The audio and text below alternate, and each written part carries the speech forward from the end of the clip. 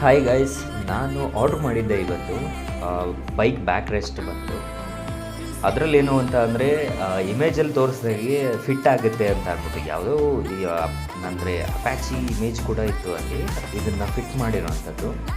ನಾನು ಅದೇ ಥರ ಫಿಟ್ ಆಗುತ್ತೆ, ಏನೂ ತೊಂದರೆ ಆಗಲ್ಲ ಅಂತ ಅಂದ್ಬಿಟ್ಟು ಆರ್ಡ್ರ್ ಮಾಡಿ ನೋಡಿದೆ. ಸೊ ಪಾರ್ಸಲ್ ಬಂದಾದಮೇಲೆ ಅವರು ಓಪನ್ ಮಾಡಿ ಎಲ್ಲನೂ ತೋರಿಸಿದ್ರು. ಅದಾದಮೇಲೆ ನಾನು ಕೂಡ ಚೆಕ್ ಮಾಡಿಕೊಂಡೆ ಏನಾದರೂ ಡ್ಯಾಮೇಜ್ ಇದೆಯಾ ಅಥವಾ ಎಲ್ಲ ಕರೆಕ್ಟಾಗಿದೆಯಾ ಅಂತ.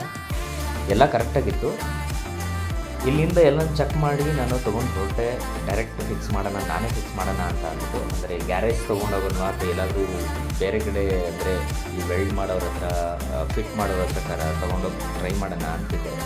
ಬಟ್ ನೋಡಿದ್ಮೇಲೆ ಇಮೇಜಲ್ಲಿ ನಾವೇ ಫಿಟ್ ಮಾಡ್ಬೋದೇನೋ ಅಂತ ಅಂದ್ಬಿಟ್ಟು ನಾನು ಟ್ರೈ ಮಾಡಿದೆ. ಬಟ್ ಟ್ರೈ ಮಾಡಿದಾಗಲೇ ಗೊತ್ತಾಗಿದ್ದು ಅದು ಎಕ್ಸಾಕ್ಟು ಅಳತೆ ತೊಗೊಂಡು ಅವ್ರು ಮಾಡಿಲ್ಲ, ತುಂಬ ಚಿಕ್ಕದಾಗೋಯಿತು ಇದು.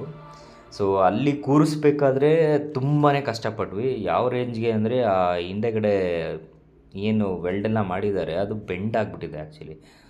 ಆ ರೇಂಜಿಗೆ ಟ್ರೈ ಮಾಡಿದ್ದೆವು. ಅದು ಕೂರ್ತಾ ಇಲ್ಲ, ನಾವು